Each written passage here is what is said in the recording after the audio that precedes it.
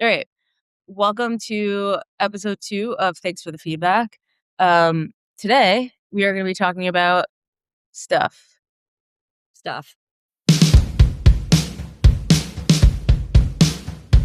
Okay. First thing I want to talk about the use of like shock value.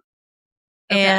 And I kind of feel like in this new phase of oversaturation, that's not even a new phase, it's just the continuous oversaturating of content and brands and this and that. Like, I feel like brands think that the only way to cut through is with shock value. Mhm. And it's frustrating to me as like a marketer because I see it all the time and I'm just like, ugh, like eye roll.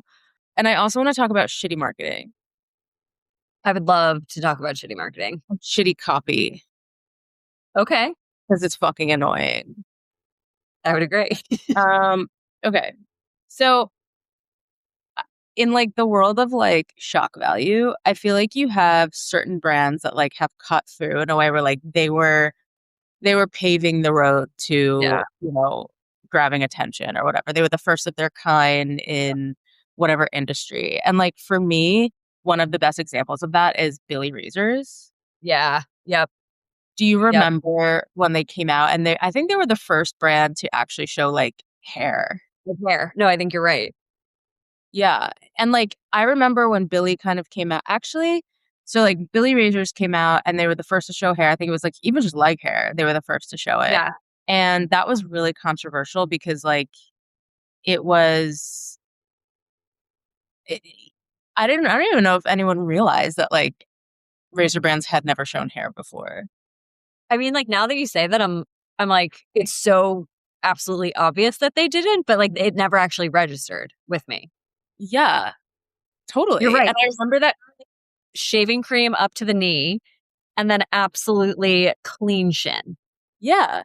And then they were like shaving that. And then you're just like, "Oh, yeah." And I think that Billy like came out and they were I mean, at the time, like the millennial brand, right? Yeah. Which was like the at the time, the Gen Z brand.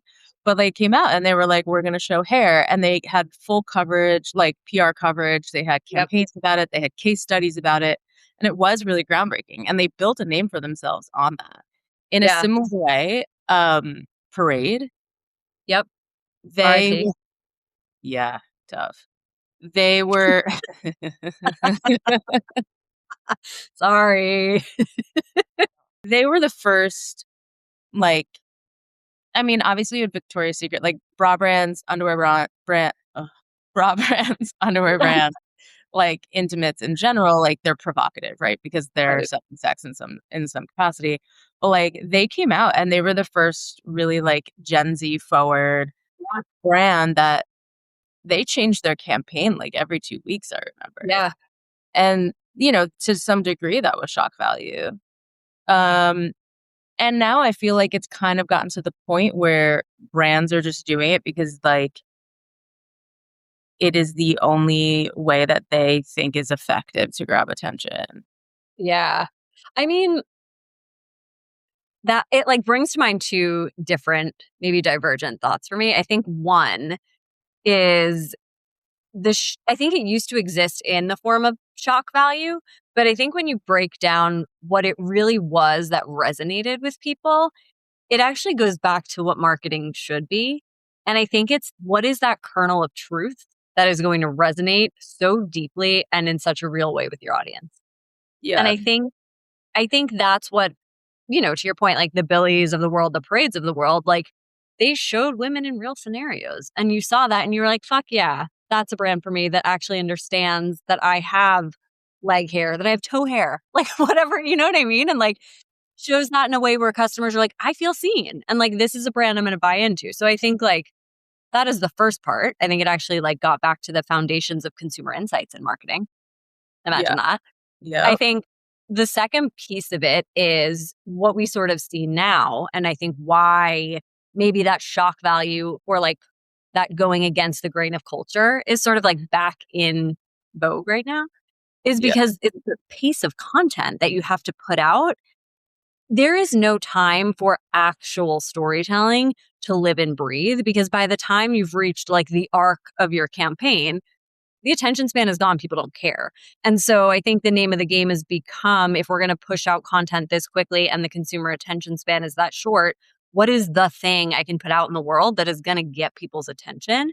And I think a lot of the time that leans into shock value, which is sort of a lazy way of marketing, in my opinion. I think, like to your point, there are brands that have done it really well that are disruptors and they're doing something counterculture and they're doing something interesting. But I think that is different than shock value. I think the brands that can't disrupt culture are the ones that lean into shock value because they sort of see it as the same thing and maybe don't understand the nuance. That's so interesting and like such a good point that it's kind of like, I mean, yes, we know that, everyone's attention spans are so short, but it's like, it's like the hook, right? Which Totally. is the only way you can have something resonate now or have Yeah. anyone watch it is if it's the most controversial, like crazy hook Yeah. first like 0.3 seconds of a video or whatever. I think that like where it's frustrating to see it come to life is like I've seen a lot of like random partnerships that, you know, Yeah. there's something to be said about partnerships that don't make sense like when you first think of it, that when you kind of dig a layer deeper, you're like, oh, that makes a lot of sense. Yeah. But like I saw a partnership last week. I mean, we talked on the last episode about Olipop and Good Wipes. Yep. And I found out that the collab was actually an Olipop like scented Good Wipe, which I'm just like, Oh. we kind of don't need that, you I'm also know? just thinking like food and like hygiene. Like, I don't know. I just feel weird about the categories. But anyway, Yeah, like we're all continue. just gonna be out here talking about like how good your ass crack smells. Correct. And also, like, do I want it to smell like a healthy-ish soda?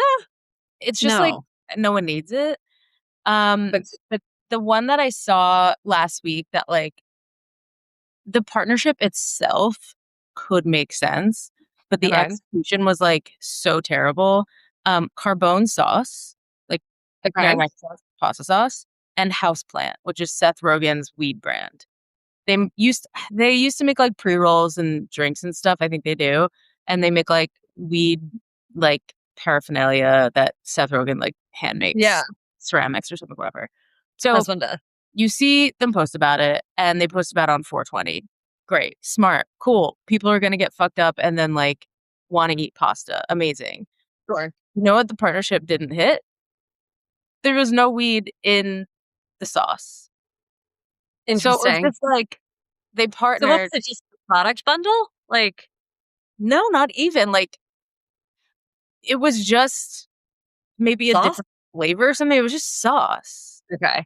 And then they were like, there's no weed in here, but this is the best sauce you'll have. Hi. Right. Like I was like, okay. Like, not for nothing, but, like, my Domino's is pretty good when I'm high. I don't know. Yeah, 100%. I'm like, I'm gonna eat chicken nuggets. Correct. Correct. Like, Or Taco. or Taco Bell. And I don't need a fucking collab. Correct. I feel like that is such a space, like, to your point of the oversaturation of partnerships, where I think brands look at it as like, "Oh, is this the hack that I can use to get to more customers because XYZ brand has this reach, they have this sort of CRM, they have this access." And I feel like what so many of these brands miss is like the best types of partnerships that actually cut through the noise and that actually land with the brands who you're collaborating with audience are ones that bring something new to market where you have like a shared truth between the brands. Because Yeah. I think what, like, sure, maybe it creates a little bit of press, there's a little bit of social conversation, but if ultimately what your goal is, and I would assume this is your goal through partnerships, is to acquire new audiences, then there needs to be some sort of fundamental overlap between your brand and whatever brand you're collaborating with in terms of the product offering or like the why behind the partnership. Otherwise, it's like, cool, yeah, you're reaching more people that are going to have absolutely no interest in what you're doing. Yeah. And to that end, like, I'd rather see I'm almost like disappointed in Houseplant for picking such just like a corporate Yeah. behemoth of a partner. Like, first of all, I mean, I could talk for days about how mediocre the restaurant Carbone is, but I won't because this is not the right That's for place for another that. episode. That's for another day. But um it's like, why is Houseplant, which is like, I think a really cool brand owned by Seth Yeah. Rogen. They make cool products. They do what they want. Like, why are you partnering with Carbone? Like, I'd rather you partner with like that Gen Z sauce brand called like Suz. Yeah. Yeah. Sauce. Suz. Um, Sauce. and they, and they do a lot of cool collabs, and they do shit for shock value that like is annoying, but like whatever. But like they are the up and coming sauce brand. Like I'm almost like Houseplant. Like do better. Yeah. Well, I think too, and this is where partnerships can be so dicey, is like you need to be really sure that you're aligning your brand with another brand that is relevant, not just another brand that has marketing dollars. Because I think you're doing it in such a public forum and it actually says a lot about your taste as a brand. And so there's so much more potential to actually erode your brand credibility and your brand desirability by partnering with the wrong brand. And I think that is, again, not going back to like the taste conversation, but like it does go back to making sure that you have taste, that you're discerning, and that you really understand why your customers are coming to your brand and want to engage with it. And I feel like that's missing in a lot of the partnerships that at least I've been seeing. No, 100%. I also there was actually, I don't know if you saw this, but on April Fools, there were a lot of like partnerships specifically for April Fool's Day. Yeah. Like it was kind of fun to see for like a moment, and then I was kind of like rolling my eyes because it was just like a lot. But even Yeah. like, yeah, Laban and Grunes did like Laban Um, is like I don't know, like dumplings and stuff. And they did an April Fool's with Grunes that was like, we have gummy fill, whatever. It was fine. But like, it's fun to see brands collabing like that. But I just sometimes I'm like, what are we doing here? Like you spent yeah. all of your marketing like thought on an April Fool's Day thing and it's not getting coverage. Right. Well, I mean, question for you, because the thing that's interesting to me about that is like, I'm sure as a marketer, you are also getting served the same type of stuff that I am. But I love when I see like a designer who's like, what if XYZ brand did a refresh? And they'll sort of do like a mock brand design and they'll take you through. I'm like, I find that to be such interesting content because it's imaginative, it's like relatively low risk, and it puts something that's like creative and interesting out into the world. And thinking about the April Fool's collabs, it's like to me, that's an interesting way to sort of like dream and have a little fun where you're not actually creating real product. And so there's like pretty low risk in terms of creating something that you're going to have to sit like on a ton of inventory for, or like, I don't know, brands that maybe you wouldn't be able to tap into otherwise because there is ROI attached to it or there is production things attached to it. And so I'm like, I kind of would like to see brands push into that space a little bit more. Like, could it be a fun way to play with even like testing appetite for partnerships or new product or, like I Yeah. think there's something pretty fun about it. Yeah, I get that. I think I just like sit in the camp of like everyone's doing a bit too much. Yeah. You Well, know? I think this goes back to a conversation that we have a lot of like, there needs to be a certain level of restraint and discernment because Yeah. when you make a big deal about everything, nothing is a big deal.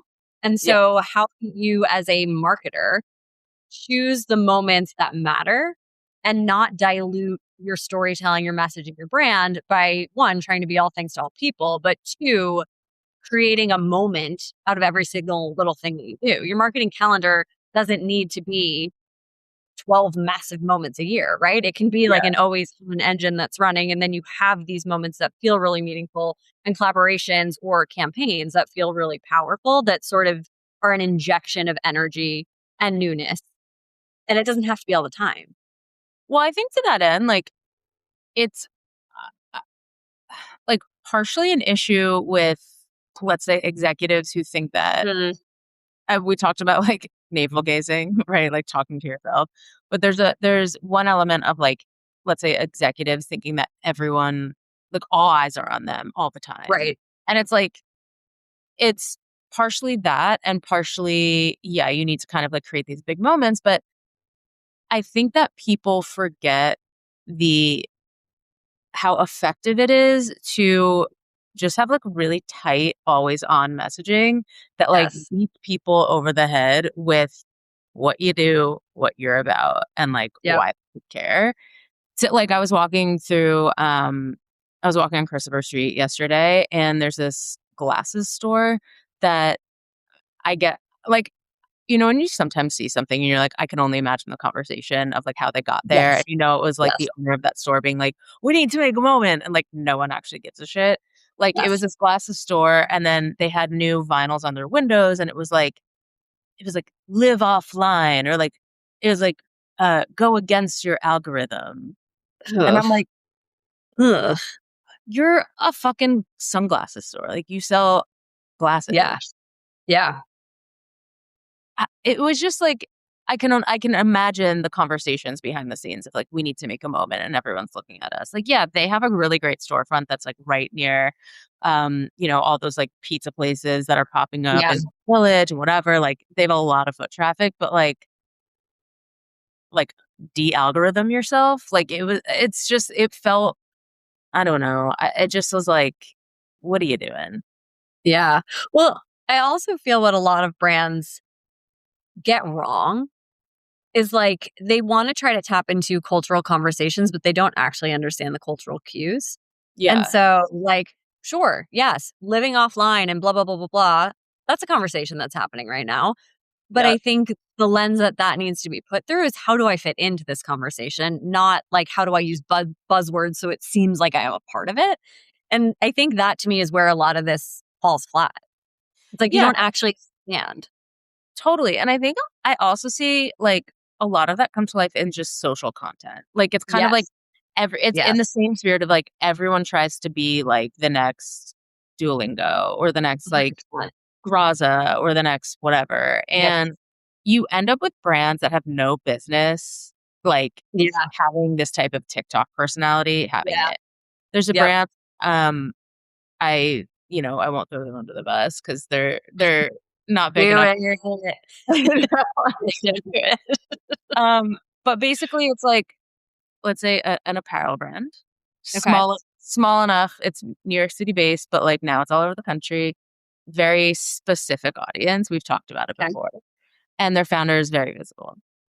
And they are trying their hand at, like, doing a lot of, like, quirky shit on Mm. TikTok. To the point where they just had their founder and, like, their, like, head of design or something wearing, like, garbage bags, and then it was, like, a trend where you, like, throw, like, a soda on them. Like, their eyes are blindfolded or something, and then they, like, throw, Okay. like, a soda on them or, like, milk or, like, whatever, and they have to, like, taste it and be Ugh. like, "Can you understand what this is?" And I'm like, "What the fuck are we doing here?" Like, first of all, the Yeah. founder is, like went to, I think, like, Harvard Business School. She is building this brand. She's, like, a really refined, like, presence. Like, part of her thing is that she shows, like, you know, talks about her anxiety and, like, the behind the scenes of Sure. her life and stuff like that. But, like, in general, the brand is, like, very buttoned up and, like, conservative almost. And I'm like, "What are you doing?" It was, like, the It's shock just value of that when I'm like, "I don't want this." I know, I feel like we've definitely talked about this before, but I think what that makes me go back to is this idea of, like, feeding the algorithm Yeah. and creating content that you know is gonna perform well, but maybe is disconnected from your brand. And I Mhm. think, like, in the short term, sure, you're going to see the engagement. That's what's going to get probably the strongest views. But I think what you run the risk of in the long term is you actually really dilute your brand because on channels like social, that's where your brand personality comes through in probably the most concentrated sense. And when you're chasing every single trend or every single like shock value piece of content, you actually really stray pretty far from your core brand personality unless that is inherently baked into it. And I think what you end up seeing is like as it goes with everything else, is you have brands that are disruptors where it is so true to their core personality that it feels different, it feels new, it makes sense. Duolingo is a great example of that. And then Yeah, what happens is brands that actually aren't as culturally fluent see that it's working for them. They replicate the same kooky, weird, zany things that actually feel really disconnected from their brand personalities. And then it becomes this sea of sameness where everyone's doing this weird shit for attention, but it actually doesn't feel unique anymore because everyone is just jumping on this bandwagon. And then in 2, 3 months' time, you see another brand that comes out with something totally different and it catches your attention because it's unique and it's true to who they are. And I think that's where you see a lot of brands sort of lose the plot, is like rather than doing what feels interesting and true to them and cutting through the noise with something different, they just try to replicate what they're seeing work for other brands. And it feels really discordant with what they do at their core. totally. And I think maybe that's like the interesting, like the summary of this is like in a world where disruptors disrupt, everyone's trying to be a disruptor. Yeah.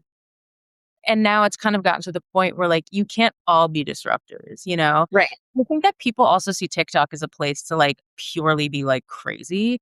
And like, Yeah. yeah, sure. Like the guidelines are loose on TikTok. And when I say guidelines, I mean like the you could say like the content strategy guidelines that we're Right. building for clients. Like they're a bit more loose. It's a place to test. It's a place to just like throw shit up and see what happens Yeah. because you never know. But I feel like people think that TikTok is the place to be silly and crazy only.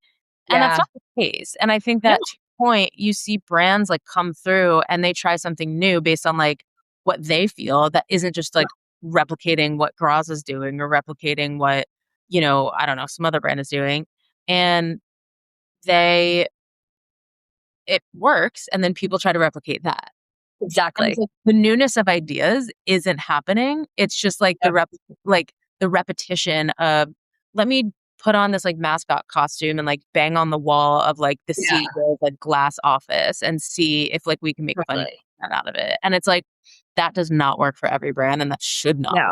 for every brand. Well, what I think is funny about it though is like it takes time to get to those ideas that are really sticky and that sort of change the course of social, because you have to test a lot of shit and a lot of it's not going to work, but you need this creative container so that you have the ability to iterate, to try new things. And I feel like when you're constantly trying to rip somebody else off, Yeah. like that's never going to be a situation that breeds innovation or that breeds newness or that breeds creativity. And I think the brands that you see breaking through are the brands that actually create space for that. I think Rent the Runway is a great example. So I have worked with the lovely woman who is now working and heading up their social content. Okay. And she has done such a good job of just introducing like new content verticals. There are franchises that they will try that you see run for 2 weeks and then they go away. I'm assuming it's because it probably doesn't work and they are not afraid to put it out into the world, see how people respond to it. And if it's not their like next best performing content pillar, they move on. They try something else new.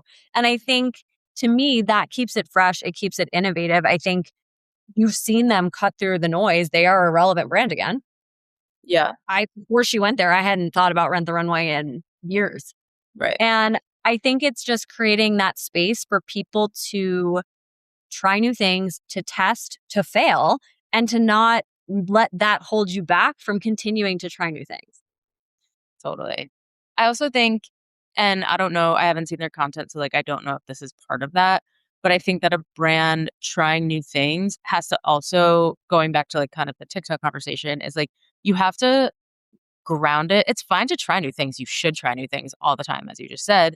But like it has to be grounded in like what is the purpose of this Yes. company and like what's the message that Yes. we're trying to get across. And I feel like Yeah. we approach this with clients all the time where they Yeah. want to do XYZ. And it's like, well, what the fuck does that have to do with your brand?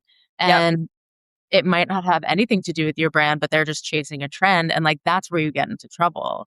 And like, Totally. it has to come back to, is this a trend that we can play into? Because it's ultimately coming back to like one of these three messages or like our values or, Yep. communicate like what we do, and I feel like that is a piece that people really miss. Yeah. I mean, I think it's that. And I think it's also the brands that do take big risks, they commit to it. Like, look at Yeah, a Duolingo. If they had said, we're going to throw a mascot out there, we're going to put our intern in an owl costume and like, I don't know, we'll do it for a couple of pieces of content. And if it doesn't work, we'll pull it. That would have looked insane. But like they committed to the bit, they found yeah, a way to make it work.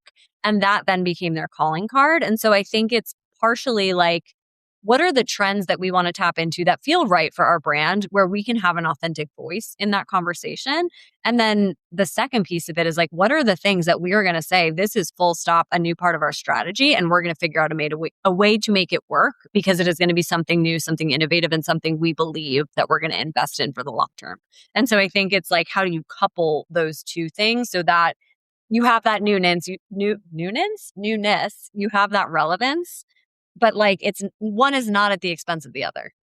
totally. And it's funny because I always thought like the Duolingo thing made no sense. Like, yes, everyone was obsessed with it, but I was like, this has nothing to do with their brand. But then I actually started doing Duolingo to like learn French Yep. because my girlfriend's French. And I was like, okay, let me try this out. And then I'm like, oh, you know what? The owl, first of all, is in all of their content, all Yep. of their like Duolingo content. When you're actually doing the Yep. exercises, the owl's present. They refer to the owl as Duo.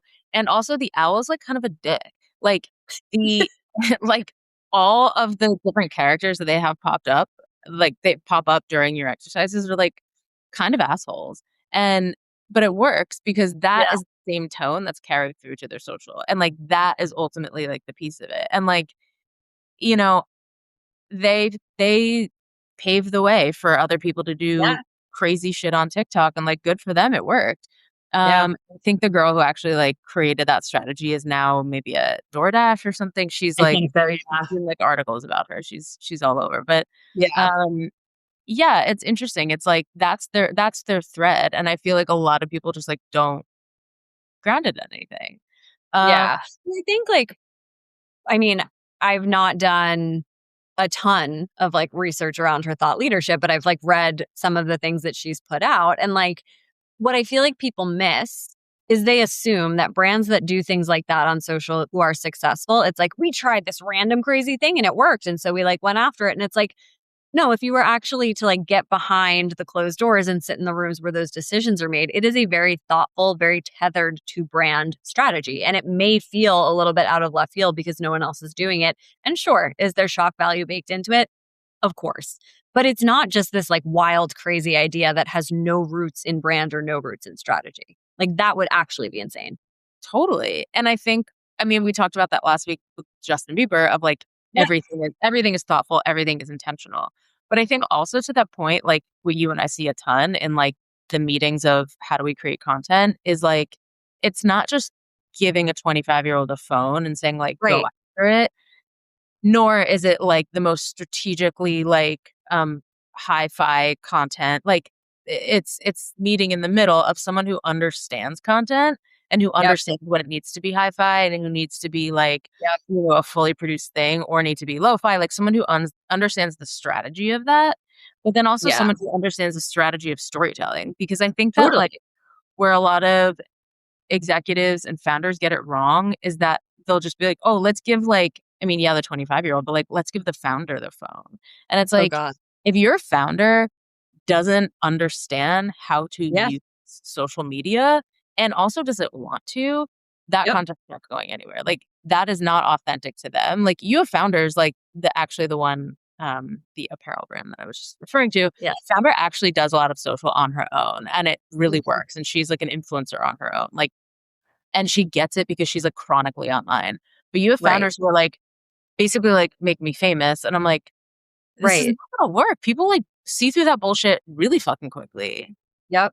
Well, it's also, I think that is the difference between people who fundamentally understand how to use social in the ecosystem of brand versus people who don't, right? Because if we're looking at social as a channel, what it's intended to do is yes, like scale your reach. Yes, like create relevance. But ultimately, the reason these platforms were developed was to create community. And it's to create something that brings people into your brand so that they either want to learn more, they feel like this is something that is representative of how they live out in the world and they want to associate with it, or they want to meet other like-minded people who like are into the same thing, right? And I feel like when you have, to your point, executives or founders who don't understand that, they get on these platforms that have such potential and they pander weird content to an audience that is like, this isn't for me. Like, well, I don't care about whatever this is that you're putting out there. And then on the flip side, you have founders who like deeply understand their audience and who share the building of a brand. Like, look at how Yeah. many brands are on social now before they've even launched, because they understand that, like, if they have a compelling story that they believe in and they can frame it right on social through content, people care about that. They want to see behind the scenes. They want to see how you're building this idea. They want to see you fail, right? And like the Yeah. people that are okay and the founders that are okay with putting it out there are the ones that you actually see being super successful on social now and using that as a real foundation to actually like jumpstart their business. Okay. There is a candy store up in Westchester that the founder's doing this I exact think thing. you've sent this to me or Yeah, I I've did. come across. Yeah, she's creating like they're honestly like pretty long form videos, but like Yeah. as she might have had a background in editing or like video production or something. Okay. But she's creating these like really intentional narratives that are like the behind the scenes and they're like Yeah. interviews with her um different vendors that she's using and this and that, but she's doing it in a way Yep. she's like the first video is quite literally like I wanted a career switch and then I was like, what if I open a candy store? And then I found this space and now all of a sudden I'm Yep. opening a candy store. Yep. And the storytelling is like really thoughtful and really intentional and everyone's obsessed with it. And it's Yep. not like she's creating like it's not like a new concept. She's just Yeah. being really authentic with what she's bringing to the table. And also, she's kind of doing it in a way that's like so much more successful than other brands. Where like, how many Yeah. brands have you worked for where they're like, we want to highlight like our ingredient suppliers, like we want to Yep. highlight like the Yep. guy that works in the warehouse, and that's like, yeah, okay, cool, and like no one ends up giving a shit, and you put like $80,000 Yes. behind the production of this like interview series, but she's doing it in a way and like people actually care. Um, Yeah. but it's really authentic to her and she's done it from the beginning and she's it's like her instinct to kind of storytell like that, which I Yeah. think is like the thing that audiences can feel when they watch it. Totally. Well, what I think is interesting about that, because we've had this conversation a million times with clients, right? Of Mm. you have to be telling a story that is not self serving, Right. right? Like, sure, you want to talk to a client about, or sorry, you want to talk to your audience about the ingredients that you chose because it is really important to you as a brand that you're using things that are clean, that are non toxic, that are whatever it is. And like that could be really valuable to a customer, but it's going to land very differently if you are reading off an ingredient list in a self congratulatory sort of way versus putting it through a lens where it's like this content and this message is actually for our customer. And we give a shit about the lens that we're putting it through. And we want it to be something that's useful and helpful and not just a laundry list of all the things that we as a brand want to shove down your throat. And I Yes. think when we're bringing that back to founders on social, those are the ones that do it really well because they're actually, to your point, authentically sharing their story in a way that's not performative. They are just putting it out there. They are being vulnerable. They're being maybe a little bit unpolished. Maybe it's a little bit messy, but like that's what resonates with people because ultimately, again, when we're talking about social, it's people who want to connect with other people. Like this is not rocket science. Do you know what like the like a really relevant example of that is the McDonald's Oh my God. around their CEO. Yeah. And he looks like such a fucking dweeb, honestly. Like, who thought that was a good idea to put this man on camera? He has no charm. He is literally like the Yeah. kid who probably got beat up in high school and probably gonna get canceled for saying that. But Nice, like, Zoe. thank you.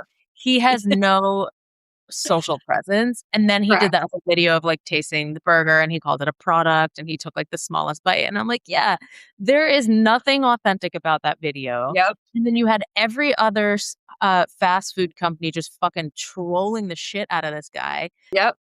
Yep. I Oh, think though, what's so interesting about that, thinking about it through the lens of culture, right? And like creating these moments for your brand to stand out. Obviously, McDonald's did a shit job of putting that together, of having any sort of thoughtful approach, or even like quite honestly vetting the content afterwards. Yeah. Because like anyone who has eyeballs probably would have been like, maybe don't. Right. But whatever, it was published, it was out in the world.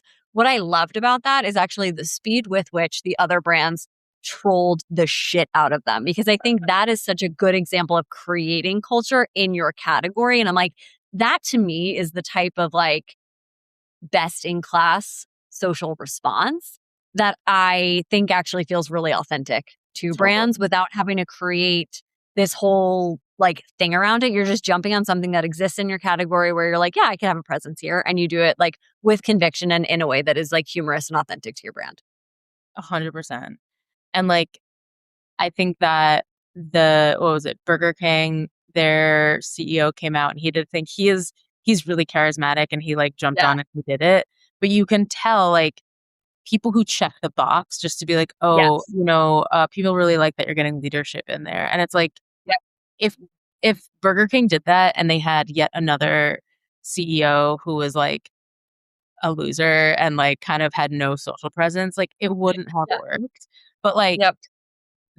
the right brands were leaning into the right things for that. And like Yeah. that is the difference between having someone behind the camera who understands what they're doing and someone who just doesn't.